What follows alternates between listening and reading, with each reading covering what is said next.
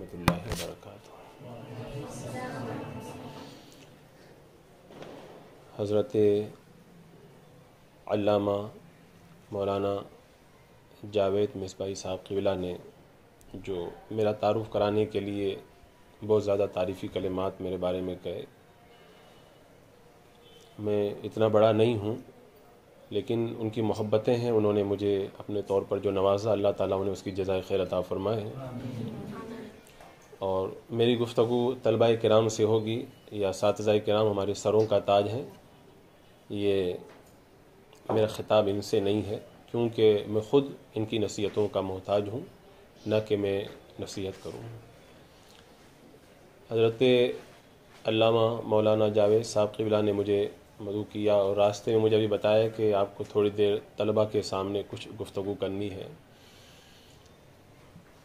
ایک مرتبہ آپ لوگ جھوم کے درود پاک پڑھ لیں، اللہم صلی علی سیدنا و شفیعنا و حبیبنا مولانا محمد مبارک وسلم، صلاۃ و سلام علیک یا رسول اللہ صلی اللہ تعالیٰ علیہ وسلم۔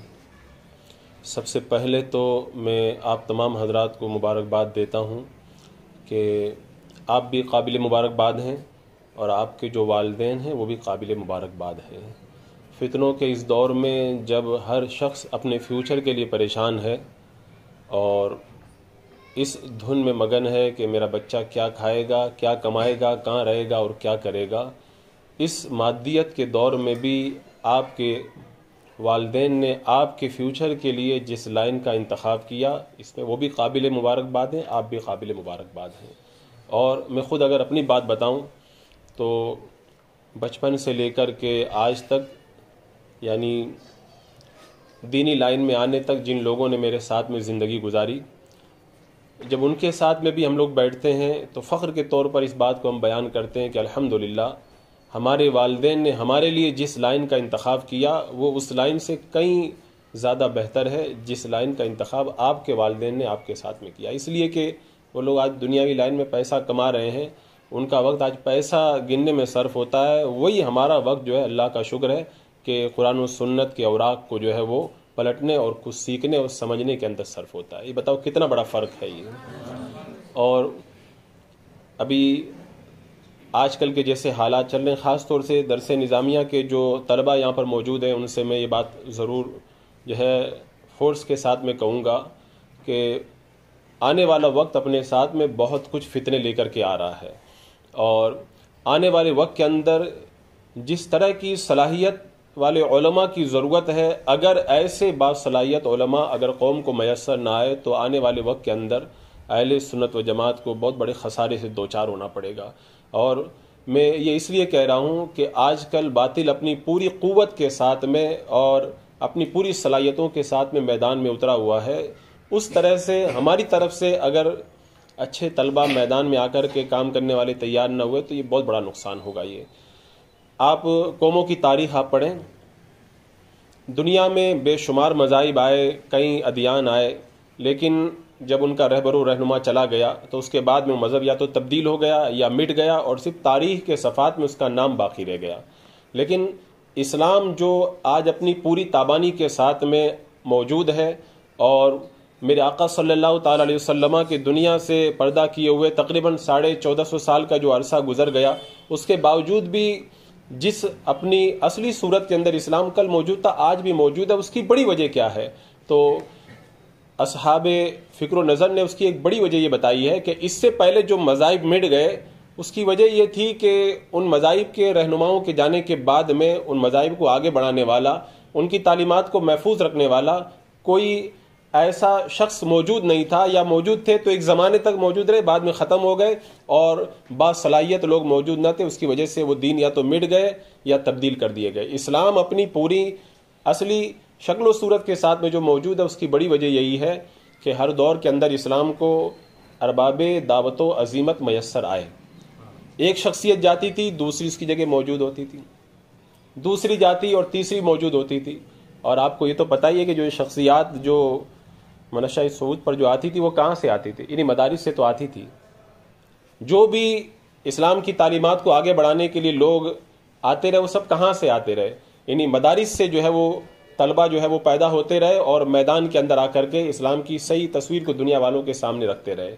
تو اس کا مطلب کیا ہوا کہ ہر دور میں اچھے مدارس رہے، اچھے طلبہ رہے، اسلام کی صحیح طور پر ترجمانی ہوتی رہی۔ لیکن اگر آج ہم نے اس نقطے پہ غور نہ کیا اور اس زمانہ طالب علمی کے اندر اچھی طرح محنت کر کے آنے والے وقت کے اندر اسلام کی خدمت کا جذبہ اپنے اندر نہ رکھا، تو کہیں ایسا نہ ہو کہ آنے والے وقت میں اسلام کو جن افراد کی ضرورت ہے، اہل سنت و جماعت کو خاص طور سے جن افراد کی ضرورت ہے، اس کی کمی کی وجہ سے ہمیں بہت بڑے خسارے سے دوچار ہونا پڑے۔ تو عزیز طلبہ، میں آپ لوگوں سے یہ بڑے پرزور انداز کے اندر اپیل کرتا ہوں، آپ لوگ اپنے وقت کی قدر کریں۔ آپ لوگ طالب علم ہیں، آپ لوگ طالب علم ہیں نا؟ طالب کا معنی کیا ہوتا ہے اس کو آپ سمجھ لیں تو میرے خیال سے آپ کو اپنے طالب علم ہونے کا صحیح معنی سمجھ میں آئے گا۔ طالب جو بندہ کسی چیز کا ہوتا ہے، اس کی ایک بڑی پیاری مثال ہے خانقاہ ماہرہ مطہرہ کے ایک عظیم بزرگ، غالباً شاہ برکت اللہ یا ان کے بعد کی کوئی شخصیت ہے، مجھے نام یاد نہیں آ رہا، ان کی بارگاہ میں کوئی گیا تھا اور اس نے جا کر کے کہا تھا کہ حضور میں بڑی کوشش کرتا ہوں، بڑے چلے کرتا ہوں، بڑے مجاہدے کرتا ہوں، لیکن میرے اوپر در مولا کھلتا نہیں ہے۔ یعنی ولایت کے جس منصب پہ وہ داخل ہونا چاہتا تھا، جس دروازے میں وہ داخل ہونا چاہتا تھا، وہاں تک نہیں پہنچ پا رہا تھا۔ آپ کی بارگاہ میں آیا، آپ نے فرمایا آج رات تم قیام کرو یہیں پر، کل میں تمہارے سوال کا جواب دوں گا۔ آپ نے اسے خانقاہ کے اندر ٹھہرا دیا، وہ خانقاہ کے اندر جا کر کے رک گیا۔ مریدین جو تھے وہاں پہ خدمت پہ، ان سے آپ نے فرمایا کہ اس کو آج رات میں کھانے کے لیے مچھلی بنا کر کے دینا اور ساتھ میں اس کو پانی مت دینا۔ اب وہ اس کے لیے مچھلی تیار کی گئی، اس نے کھائی اور جب کھا کر کے فارغ ہو گیا، باہر سے مریدین نے دروازہ بند کر دیا۔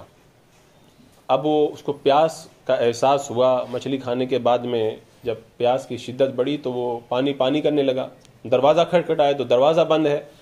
جب رات گزرنا شروع ہوئی، جو رات گزرتی جاتی تھی اس کی پیاس میں اضافہ ہوتا جاتا تھا اور وہ پوری رات جو ہے وہ اندر سے آواز لگاتا رہا کہ حضرت آپ نے مجھ کو کہاں بند کر دیا، میں پیاس سے تڑپ رہا ہوں۔ رات بھر یہی کیفیت رہی۔ جب صبح کے وقت میں مریدین نے آ کر کے نماز کے وقت دروازہ کھولا تو روایت کرنے والے کا کہنا ہے کہ وہ سیدھا پانی پہ جا کر کے گرا اور خوب پانی پینے لگا۔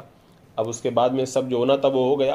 حضور تشریف لائے، آ کر کے بیٹھے صاحب سجادہ۔ حضرت نے پوچھا کہ رات میں کھانا کھا لیے تھے؟ اس نے کہا جی حضور کھا لیا تھا۔ کہا کہ رات خیریت سے گزر گئی؟ کہا حضور آپ کے مریدین نے آج رات میں مجھ کو مار ڈالا۔ کہا کیا ہوا؟ کہا مجھ کو کھانے کے وقت میں پانی نہیں دیا اور پھر بعد میں رات میں کسی نے باہر سے دروازہ بھی بند کر دیا اور میں پیاس سے بالکل ایک دم بیتاب تھا۔ حضرت نے فرمایا اچھا پھر بعد میں جب صبح میں دروازہ کھولا تو تمہاری کیا کیفیت تھی؟ کہا حضرت میں نکل کر کے باہر آیا، مجھے پانی کے علاوہ کچھ نظر ہی نہیں آ رہا تھا۔ تو حضرت نے فرمایا کہ رات میں جو تم نے سوال کیا تھا، تمہارے اس سوال کا جواب یہ ہے کہ جو طالب ہوتا ہے، جس کے دل کے اندر سچی طلب ہوتی ہے، اس کی وہی کیفیت ہوتی ہے جو رات میں پانی کے لیے تمہاری کیفیت بن گئی تھی۔ کیا رائے مولا کو تم جو تلاش کر رہے ہو، کیا تمہارے دل کے اندر اللہ کو پانے کی ایسی تڑپ کبھی پیدا ہوئی؟ کہا حضور ایسی تڑپ تو پیدا نہیں۔ کہا جس دن یہ تڑپ پیدا ہو جائے گی اس دن تم سچے طالب بن جاؤ گے اور تمہیں مولا اسی دن مل جائے گا۔ تو طلب کا جو معنی ہے وہ صاحب سجادہ نے اتنے پیارے انداز کے اندر سمجھا دیا کہ اگر اور کسی انداز میں سمجھایا جاتا تو اتنے اچھے طور پہ سمجھ میں نہ آتا۔ تو طلبہ سے میں یہ عرض کروں گا کہ آپ طالب علم ہیں، آپ خود سوچیں کیا علم کی ایسی تڑپ ہمارے اندر موجود ہے؟ اگر علم کی ایسی تڑپ ہمارے اندر موجود نہیں ہے جیسا کہ صاحب سجادہ نے اس کو طلب کا معنی سمجھایا تھا، تو پھر آپ سمجھ لیں کہ صحیح معنوں کے اندر آپ بڑے عالم دین بھی نہیں بن سکتے۔ جس دن آپ کے اندر طالب کے یہ معنی پیدا ہو جائیں گے اور طلب کا یہ سچا معنی آپ کے دل میں اتر جائے گا، اسی دن آپ صحیح طور پر طالب علم بن پائیں گے اور اچھے طالب علم بنیں گے تبھی اچھے عالم دین بنیں گے۔ اس سے پہلے جو ہندوستان کے جو حالات ہیں آپ حضرات نے دیکھے ہوں گے یا کتابوں میں مطلب دیکھے اور ان کو پڑھے ہوں گے کہ پہلے ہندوستان میں علماء کرام کی بڑی تعداد موجود تھی۔ خود سلطان تغلق کے زمانے کے بارے میں نے پڑھا کہ دلی کے اندر صرف 1000 مدرسے تھے سلطان تغلق کے زمانے میں، اور علم کا ایک بڑا شہرت۔ اب دھیرے دھیرے مدارس کو نشانہ بنایا جا رہا ہے۔ یہ جو آج کل کی شیطانی طاقتیں ہیں ان کی نظر مدارس پہ ٹکی ہوئی ہے۔ عرب ممالک اور شیعہ ممالک وغیرہ میں ان لوگوں نے تجربات کیے ہیں اور ان تجربات کو وہ ہندوستان کی سرزمین پہ دہرانا چاہتے ہیں، اور ان کو پتہ چل گیا ہے کہ بر صغیر ہند و پاک میں جو تدین پایا جاتا ہے یہ تدین ہمیں دوسرے ممالک کے اندر کہیں نظر نہیں آتا۔ آپ جا کے دیکھ لیں خانہ کعبہ میں لوگ خانہ کعبہ کی طرف پیر لمبے کر کے بیٹھ بھی جاتے ہیں, قرآن پاک زمین پہ رکھ دیتے ہیں. آپ نے وہاں پہ دیکھا ہوگا کہ نماز پڑھتے پڑھتے موبائل پہ بات بھی کر لیتے ہیں. جن لوگوں نے جو ہے وہ وہاں کے حالات کو سنا انہیں پتا ہے, تو ان کو پتا ہے کہ تدین جو عرب ممالک میں نہیں ہے, ادھر شیعہ ممالک میں نہیں ہے, وہ تدین ہمیں بر صغیر ہند پاک میں ملتا ہے. اور ان کی نظر اس تدین کو ختم کرنے پہ. تدین کہاں سے پیدا ہوا انہیں پتا چلا, علماء کی وجہ سے. علماء کہاں سے پیدا ہوا؟ مدارس سے. تو اب مدارس کو ٹارگیٹ بنایا جا رہا ہے. تو یہ آنے والا وقت اپنے اندر بہت کچھ فتنے لے کر کے آ رہا ہے. میں آپ سے اس لیے یہ اپیل کر رہا ہوں کہ آپ لوگ بڑی محنت کریں, اس لیے کہ آپ کا مقابلہ آنے والے وقت کے اندر بہت ساری جو ہے وہ ان شیطانی قوتوں سے ہے. اچھی صلاحیتیں اگر آپ کے پاس میں نہیں ہوں گی تو آپ کوئی بڑا کام انجام نہیں دے پائیں گے. اور اس کے لیے میں آپ لوگوں سے ایک ضروری بات یہ کہوں گا کہ آپ لوگ اپنے وقت کی خوب قدر کریں. یہ اللہ کا کتنا بڑا احسان ہے ہمارے اوپر کہ اللہ تبارک و تعالیٰ نے ہمیں اس راہ کا جو ہے وہ طالب بنایا, کسی اور راستے میں ہم لوگ نہ پڑے. اور یہ ایسی راہ ہے, مجھے یاد آتا ہے حضرت عبداللہ ابن مبارک رضی اللہ تعالیٰ عنہ سے کسی نے کہا تھا کہ حضور آپ اتنے بڑے محدث ہیں پھر بھی تجارت کرتے ہیں, آپ کو تو حدیث کا درس دینا چاہیے, اور وہ آپ دیتے بھی ہیں, لیکن اپنا سارا وقت اگر آپ اس میں صرف کریں تو بہت بڑا کام ہو جائے گا. حضرت عبداللہ ابن مبارک نے جو جملہ کہا تھا, جب کبھی کبھی اس کو میں سوچتا ہوں تو مجھے احساس ہوتا ہمارے بزرگوں کو کتنی طلب تھی علم کی, اور وہ کتنا خیال رکھتے تھے علم کے طلبگاروں کا. فرمایا میں بھی سوچتا ہوں کہ تجارت بند کر دوں, لیکن جب مجھے خیال آتا ہے کہ مدارس کے طلبہ کی میں اپنی تجارت کے ذریعے جو امداد کرتا ہوں, اگر میں نے تجارت بند کر دی تو ان مدرسوں کا کیا ہوگا. تو میں اس لیے تجارت کرتا ہوں تاکہ دین کا یہ کاروبار اسی طرح آگے چلتا رہے. تو ہمارے بزرگوں نے اتنی تڑپ رکھی, کیوں؟ تاکہ علم دین آگے بڑھے. اس کے لیے اگرچہ ہمیں علم حدیث کے اندر وقت کچھ کم دینا پڑے, لیکن ہم کاروبار بھی کریں گے, لیکن مدارس کو آگے بڑھے. حضرت ابراہیم ابن ادہم رضی اللہ تعالیٰ عنہ نے ایک موقع پہ کہا تھا کہ اے مالداروں, تم لوگ سمجھتے ہو ہمارے کاروبار چل رہے ہیں, یہ ہماری ہوشیاری کی وجہ سے چل رہے ہیں. فرمایا نہیں, تمہارے کاروبار تمہاری دانائی اور تمہاری ہوشیاری کی وجہ سے نہیں چل رہے ہیں. یہ کاروبار اس لیے چل رہے ہیں کہ تم اپنی کمائی میں سے جو طلبہ علم دین کی خدمت کرتے ہو, پھر ان کی دعاؤں کی برکت سے اللہ تبارک و تعالیٰ تمہارے کاروبار کو آگے بڑھاتا ہے. تو یہ ہمارے بزرگوں کا نظریہ کیا تھا. یہاں پہ حضرت شیخ مجدد الف ثانی رحمۃ اللہ تعالیٰ علیہ کے مکتوبات میں نے ایک بات پڑھی تھی, اس کو جب میں یاد کرتا ہوں تو واقعی حضرت نے جو ہے وہ ایسی بات لکھی جو واقعی سونے سے تولنے کے لائق ہے. فرماتے ہیں کہ حالانکہ شیخ مجدد الف ثانی ولایت کے بڑے اعلیٰ منصب پر فائز ہوئے تھے اور ولایت کے بڑے مدارج کو انہوں نے طے کیا تھا. آپ ان کے مکتوبات کو پڑھیں تو پتہ چلے گا کہ حضرت خواجہ باقی باللہ رحمۃ اللہ تعالیٰ علیہ کی سرپرستی میں انہوں نے کتنے جو ہے ولایت کے اعلیٰ مناصب کو طے کیا تھا اور کن عالموں سے وہ گزرے تھے. اس کے باوجود بھی فرماتے ہیں میرا دل چاہتا ہے کبھی کبھی, میرا دل یہ چاہتا ہے کبھی کبھی کہ میں طلبہ کے درمیان بیٹھ جاؤں, ہدایت کا درس ہوتا ہو, میں ہدایت کا درس پڑھوں اور سنوں. یہ انہوں نے اپنے مکتوبات میں اس بات کو لکھا ہے. بتاؤ, جو آدمی جو ہے وہ کشف کے اعلیٰ مقام پہ پہنچ چکا ہو اور عالم جبروت ملکوت اور لاہوت کی منزلیں طے کر چکا ہو, اور جو ہے جس کے سامنے جو پردہ ہے وہ ہٹ کر کے بالکل سب ظاہر ہو چکا ہو, سب کچھ دیکھ رہا, وہ بندہ یہ لکھ رہا ہے کہ میرا دل چاہتا ہے کہ طلبہ کی مجلس ہو, ہدایت کا درس ہو رہا ہو, میں بھی اس کے اندر بیٹھ کے ہدایت کی تکرار کروں میں بیٹھ کر. تو اس سے آپ اندازہ لگائیں طلبہ کی عظمت جو ہے وہ کتنی بلند ہے. اور اس حوالے سے صاحب مناظرہ رشیدیہ کی وہ بات بھی بڑی پیاری بات ہے. آپ فرماتے ہیں کہ جب انتقال کا وقت آیا تو آپ نے فرمایا کہ میری ایک وصیت ہے, جب میرا انتقال ہو جائے, مناظرہ رشیدیہ کے جو مصنف ہیں انہوں نے وصیت کی تھی کہ میرے انتقال کے بعد میں جو طلبہ میرے پاس پڑھنے آتے تھے اور جس پتھر اور جس سل کے اوپر وہ طلبہ آ کر کے اپنے جوتے اتارتے تھے, تو جب میرا انتقال ہو جائے, مجھ کو قبر میں رکھا جائے, تو میری قبر کے اوپر جو پتھر رکھا جائے گا وہ پتھر وہی پتھر رکھنا جس پہ طلبہ اپنے جوتوں کو اتارا کرتے تھے. بتاؤ, جو آدمی ساری زندگی علم دین کی خدمت کرتا رہا, اس کی آخری تمنا دیکھو کتنی بڑی تمنا ہے کہ طلبہ کے جوتوں کی خاک جس پتھر پہ لگی ہے وہ پتھر اگر میری قبر پہ رکھ دیا جائے گا, اللہ تبارک و تعالیٰ اس کے صدقے میں میری جو ہے مغفرت فرما دے گا. تو ہمیں تو اپنی قدر معلوم ہی نہیں ہے. اگر ہم سچے طالب علم بن جائیں تو صحیح معنوں کے اندر آپ لوگوں کی قدر بہت بلند ہے. یہ صرف کہنے سننے والی چیز نہیں ہے. حضرت شیخ مجدد الف ثانی رحمۃ اللہ تعالیٰ علیہ کو کسی نے خط لکھا تھا. خط میں اس نے کچھ لکھا ہوگا تو اس میں درمیان میں یہ بھی لکھ دیا کہ طلبہ کرام و صوفیاء کرام, یا علماء کرام و صوفیاء کرام, یہ جملہ اس نے لکھا تھا. شیخ مجدد الفسانی رحمۃ اللہ تعالیٰ نے جو جواب لکھا، اللہ اکبر، کہتے ہیں نا کہ بندہ صحیح معنوں میں جب حقیقت تک پہنچ جاتا ہے تب وہ سمجھتا ہے کہ شیخ کا مقام و رتبہ کیا ہوا کرتا ہے۔ جواب میں آپ نے جو لکھا تو اتنی خوشی کا اظہار کیا، اتنی خوشی کا اظہار کیا، کیوں؟ کہا تمہارا خط پڑھ کے مجھے اتنی خوشی ہوئی کہ تم نے اپنے خط کے اندر صوفیہ کا نام بعد میں لکھا، علماء کا نام پہلے لکھا۔ تم نے صوفیہ و علماء نہیں لکھا، بلکہ تم نے لکھا علماء و صوفیہ کرام۔ تو پہلے صوفیہ کرام سے پہلے، اولیاء کرام سے پہلے جو تم نے یہ علماء کا لفظ لکھا، طلبہ علم دین کا لفظ لکھا، اس کو پڑھ کر مجھے اتنی خوشی ہوئی کہ آپ نے جو لکھا ہے واقعی آپ کے دل میں صوفیہ سے زیادہ طلبہ اور علماء کی محبت ہے، اور یہ بہت بڑی نعمت اور بہت بڑی دولت ہے وہ۔ تو بتاؤ، شیخ مجدد الفسانی بتا رہے ہیں کہ اگر کوئی صوفی سے پہلے اگر عالم کا تذکرہ کر دے تو مسرت سے جو جھوم جا رہے ہیں۔ تو اس سے آپ اپنی عظمتوں کا اندازہ لگائیں، کتنی عظمتیں ہیں آپ کی۔ اور میں یہ قرآن مقدس کی جو آیت کریمہ ہے اس کو اگر آپ کے سامنے رکھوں، اس پر آپ اس کو اپنا وظیفہ بنا لیں۔ آپ لوگ ہر وقت اس کو اپنی نگاہوں میں رکھیں، تو مجھے امید ہے کہ آپ لوگوں کو ہر وقت جو ہے وہ قدرتی طور پر جو ہے ایک آگے بڑھانے والا ذریعہ میسر آئے گا۔ اللہ تبارک و تعالیٰ نے قرآن مقدس میں ارشاد فرمایا، الم یعلم بان اللہ یرا، کیا وہ نہیں دیکھ رہا ہے کہ اللہ دیکھ رہا ہے؟ کیا بندے کو یہ پتہ نہیں کہ اللہ دیکھ رہا ہے؟ میں نے کئی طلبہ کو یہ وظیفہ بتایا، انہوں نے اس کا فائدہ محسوس کیا۔ آپ لوگ یہاں پہ بیٹھے ہوئے ہیں، جا کے کھانا کھائیں گے، اپنے کاموں میں لگ جائیں گے، جب بھی آپ لوگوں کو فرصت ملے تو آپ اس آیت کریمہ پہ غور کریں کہ کیا اللہ تعالیٰ نے جو یہ فرمایا کہ کیا تمہیں یہ معلوم نہیں کہ اللہ دیکھ رہا ہے؟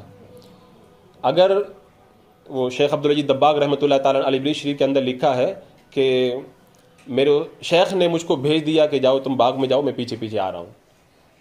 بولے میں جب باغ میں پہنچا تو میرے شیخ آئے اور جلال کے عالم میں آئے، سب مزدوروں کی چھٹی کر دی اور مجھ سے کہا کہ عبدالعزیز تم نے کچھ دیکھا ہے؟ میں نے کہا حضور میں نے کچھ نہیں دیکھا۔ کہا تم نے دیکھا ہے؟ کہا کیا دیکھا؟ کہا میں نہیں آیا تو یہ کام جو ہے وہ دھیرے دھیرے کر رہے تھے، کام جو ہے دھیرے کر رہے تھے، اور میں آیا تو جو ہے بہت تیزی کے ساتھ میں کام کرنے لگے۔ یہی طریقہ ہوتا ہے غافل لوگوں کا کہ وہ اگر کوئی دیکھتا ہے تو کام محنت سے کرتے ورنہ محنت سے نہیں کرتے۔ تو بندوں کا جب یہ حال ہے تو جس کو خدا دیکھ رہا وہ کام کتنی محنت سے کرے گا، آپ اس کا اندازہ لگائیں۔ آپ لوگ آپ روزانہ دن کے اندر دو باتوں کا خیال رکھیں کہ پورے وقت کے اندر کتنا 24 گھنٹوں میں اتنا وقت آپ کا گزرتا ہے کہ اللہ تعالیٰ آپ سے راضی رہتا ہے، اور کتنا وقت اس طرح گزرتا ہے کہ اللہ آپ سے ناراض رہتا ہے۔ کیا آپ لوگ پتہ لگا سکتے ہیں اس کا؟ ارے آپ لوگوں کسی کو معلوم ہے اس کا طریقہ پتہ لگانے کا؟ دو حدیثیں ہیں، ان دونوں میں یہ پتہ بتا دیا گیا ہے۔ حدیث پاک میں ہے کہ علامت عراد اللہ یعنی العبد اشتغال بما لا یعنی، بندے کا فالتو کاموں میں پڑ جانا یہ اس بات کی دلیل ہے کہ اللہ کی رحمتیں اس بندے سے روٹ چکی ہیں۔ دوسری حدیث پاک ہے اذا اراد اللہ بخیر عبدا استعملہ، جب اللہ تبارک و تعالیٰ کسی بندے سے کام لیتا ہے، کسی بندے سے بھلائی کا ارادہ فرماتا ہے تو اس سے کام لے لیتا ہے۔ تو آپ لوگ جتنا وقت فضول کاموں میں پڑے رہتے ہیں سمجھ جاؤ کہ اللہ تعالیٰ اتنے وقت میں آپ سے ناراض ہے، اور جتنا آپ لوگوں کا وقت اچھے کاموں میں گزرتا ہے سمجھ جاؤ کہ اتنے وقت کے اندر اللہ تعالیٰ آپ سے راضی ہے۔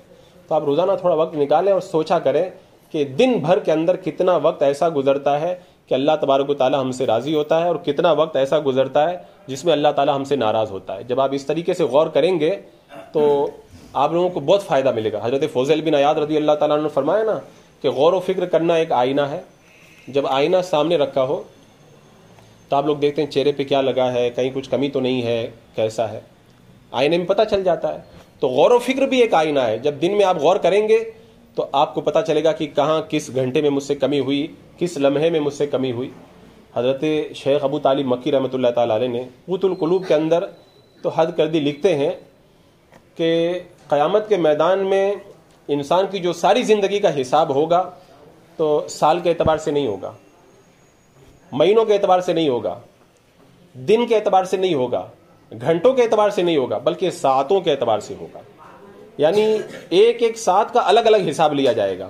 جیسے ابھی آپ لوگ یہاں بیٹھے ہوئے ہیں، میں بول رہا ہوں، آپ لوگ سن رہے ہیں۔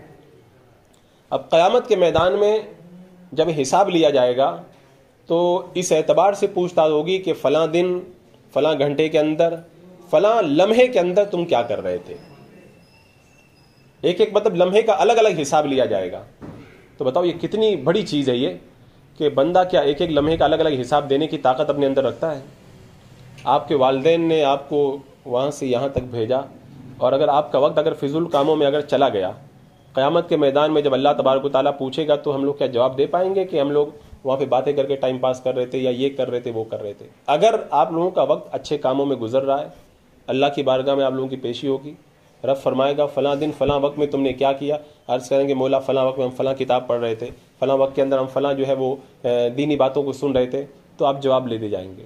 لیکن جو وقت آپ کا کسی فالتو کام میں چلا گیا یا موبائل کے اندر فضول کاموں میں گزر گیا، اس کا جواب لوگ کیسے دیں گے؟ تو ان چیزوں کے لیے آپ کو یہ آیت کریم اپنی نگاہوں میں رکھنا پڑے گا۔ علم یا علم بان اللہ۔ مجھے یاد آتا ہے کہ میرے یہاں مسجد میں جو ہے وہ ایک مرتبہ چوری ہو گئی تھی، کوئی کسی کا چپل اٹھا کے لے گیا، تو وہ آدمی پیچھے پڑ گیا۔ اس نے کیا کیا کہ کہا کہ سی سی کیمرے میں آپ لوگ تلاش کرو اور دیکھو کہ کون میرا چپل لے کر کے گیا ہے۔ تو اب میں 2 دن تک دیکھتا رہا، وہ سب سی سی کیمرے والے آتے تھے اور وہ آ کر کے وہ فلاں وقت کو نکالتے نماز کے وقت میں اور سیکنڈ نکالتے، اس کے بعد میں کبھی زوم کر کے دیکھتے، کبھی سائڈ شو لے کر کے دیکھتے کہ کون آ رہا ہے، کیسے جا رہا ہے، کیسے گھس رہا ہے۔ تو اس دن مجھ کو ایک بڑا جھٹکا لگا تھا، میں اس کو دیکھا 2 دن تک، تو ایک دن میں بیٹھ کے سوچنے لگا کہ ایک بندہ چوری کیا یہاں پر، ایک جوتا اٹھا کر کے لے گیا، تو یہ سب پیچھے پڑے ہوئے ہیں اور اس کو بار بار دیکھ رہے ہیں، زوم کر کے دیکھ رہے ہیں، الگ الگ طریقے سے اس کو گھما گھما کے دیکھ رہے ہیں۔ خدا نہ کرے اگر وہ چور اگر اسی محلے کا کوئی نکل آیا اور سب کو پتہ چل گیا کہ فلاں نے چرایا ہے، تو اس کی کتنی بے عزتی ہوگی، کیا وہ محلے میں رہنے کے لائق رہ جائے گا؟ تو میں نے سوچا کہ ایک اگر چھوٹا سا اگر جرم کوئی کر دے اور پتہ چل جائے تو شرم سے پوری زندگی بندہ جو ہے وہ سر نہیں اٹھا سکتا۔ قیامت کے میدان میں جب ساری زندگی کا سب کچھ کھولا جائے گا، پتہ نہیں کیا کیا ہم لوگوں نے کیا ہے، سب کھولا جائے گا، تو اس وقت کیا ہم لوگ کیا اللہ کی بارگاہ میں کھڑے ہو پائیں گے؟ ایک بزرگ کی بات مجھے یاد ہے، انہوں نے ان کے انتقال کے بعد جب ان کو لوگوں نے خواب میں دیکھا، پوچھا اللہ تعالیٰ نے آپ کے ساتھ میں کیا کیا؟ کہا مجھے کھڑا کر دیا، کہا بوڑھے بتا تو نے یہ کام کیا، اے شیخ تو نے یہ کام کیا، سب میں ہاں ہاں کہتا رہا۔ آخر میں وہ فرماتے ہیں کہ مجھ سے اللہ تعالیٰ نے فرمایا بوڑھے تو نے یہ کام کیا، تو میں چپ ہو گیا، میں نہیں بول پایا، مجھے شرم آئی۔ فرماتے ہیں کہ بار بار مجھ سے یہ سوال ہوتا رہا، غالباً روایت میں یہ ہے کہ انہوں نے کہا کہ 3 سال تک میں ایسے ہی کھڑا رہا وہاں پہ اللہ کی بارگاہ میں، میں ہاں کہیں نہیں، مجھے شرم کی وجہ سے میں ہاں کہنے کی طاقت ہی نہیں رکھتا تھا، یہاں تک کہ شرم کی وجہ سے میرے جو چہرے کا گوشت ہے وہ گل کر کے گر گیا اور میں شرمندہ وہیں رب کی بارگاہ میں کھڑا رہا۔ پھر 3 سال کے بعد اللہ کو رحم آیا کہ جا بوڑھے میں نے تیری مغفرت کر دی۔ اب اس بزرگ سے پوچھا گیا کون سا اتنا بڑا جرم کر دیا تھا کہ سارے جرائم کا تو اعتراف کر لیا اور ایک جرم میں ہاں نہ کہہ سکے؟ کہ ایک بار میں نے خوبصورت بچے کو بری نظر سے دیکھ لیا تھا، جب رب نے مجھ سے پوچھا کہ تو نے دیکھا تھا تو مجھے شرم آ گئی، میں ہاں نہ کہہ سکا۔ اب آپ سوچیں اتنے چھوٹی وہاں پہ بال کی کھال نکالی جائے گی اور اتنا سخت معاملہ ہوگا، اگر ہم اپنا وقت ایسے ضائع کر دیں تو اللہ کی بارگاہ میں ہم لوگ کیا جواب دیں گے جا کر کے؟ ضرورت ہے اس بات کی کہ ہم لوگ پڑھیں اور اس پر عمل کریں، نہیں تو وقت تو گزر رہا ہے، لوگوں کی زندگیاں ختم ہو جاتی ہیں، قبروں کے نشان بھی مٹ جاتے ہیں۔ حضرت داتا گنج بخش رحمۃ اللہ تعالیٰ علیہ نے آخری وقت میں فرماتے ہیں کہ میرے مرشد نے مجھ سے کہا تھا کہ دیکھو میں دنیا سے جا رہا ہوں، کچھ بھی نہیں میرے ساتھ میں ہے، کوئی مجھ کو کام نہیں آ رہا ہے، اور صحیح ہے جو کرنا ہے ہمیں خود کر کے جانا ہے۔ تو آپ لوگ آج سے یہ پختہ ارادہ کر لیں کہ ہماری زندگی کا جو لمحہ گزرے گا یا تو طبعی ضروریات میں گزرے گا یا پھر شرعی کاموں کے اندر گزرے گا، فالتو اپنا وقت ہم لوگ ضائع نہیں کریں گے۔ وقت اگر ضائع ہو گیا تو سمجھ جاؤ کہ یہ بہت بڑا نقصان ہے۔ یہ آنے والے وقت کے اندر جو محراب و ممبر کی جو زینت بنیں گے وہ آپ ہی لوگوں میں سے ہوں گے، جو فتویٰ نویسی کریں گے مفتی وہ آپ ہی لوگوں میں سے ہوں گے۔ سب بھئی آج جو یہ علماء پڑھا رہے ہیں، جو سب کچھ مضامین لکھ رہے ہیں، جو اسلام مخالف طاقتوں کا جواب، سب کہاں ہیں؟ سب پہلے وہی تو تھے جو یہاں درسگاہ میں بیٹھ کے پڑھا کرتے تھے۔ اب آنے والے وقت میں آپ ہی لوگوں میں سے سب لوگ نکلیں گے، اور یہ اللہ کا کتنا بڑا احسان ہے۔ حمداللہ اور ملا حسن جیسی مشکل کتابیں دال روٹی کھا کر کے بچہ سمجھ جاتا ہے۔ یہ اپنے بس کی بات نہیں ہے جب تک اللہ تعالیٰ خود نہ عطا فرمائے، یہ اللہ کا کرم ہے۔ اللہ تعالیٰ نے طلبہ علم دین پر یہ کرم کیا ہے کہ وہ سوکھی روکھی کھا کر بھی اتنی مشکل کتابوں کو سمجھ جاتے ہیں جو محلات میں پڑھنے والے جو ہے وہ شہنشاہوں کو بھی سمجھنے کے اندر دقت پیش آتی ہے۔ تو یہ صرف فضل مولا ہے، اللہ کا کرم ہے کہ اللہ تعالیٰ نے ہمیں ان انعام و اکرام سے ہمیں نوازا ہے۔ باتیں تو بہت ساری کی جا سکتی ہے، ٹائم چونکہ بڑا مختصر ہے۔ کیا ٹائم ہو گیا ہے؟ ہاں، یہ اصل میں طلبہ سے گفتگو کرنا یہ خود میرا اپنا ایک شغف ہے میرا یہ، اور میرا اپنا ایک طریقہ تھا کہ میں اپنے مدرسے میں بھی ہر بدھ کو ایک مجلس طلبہ کی رکھتا تھا، ان کے اندر طلبہ سے گفتگو کیا کرتا تھا۔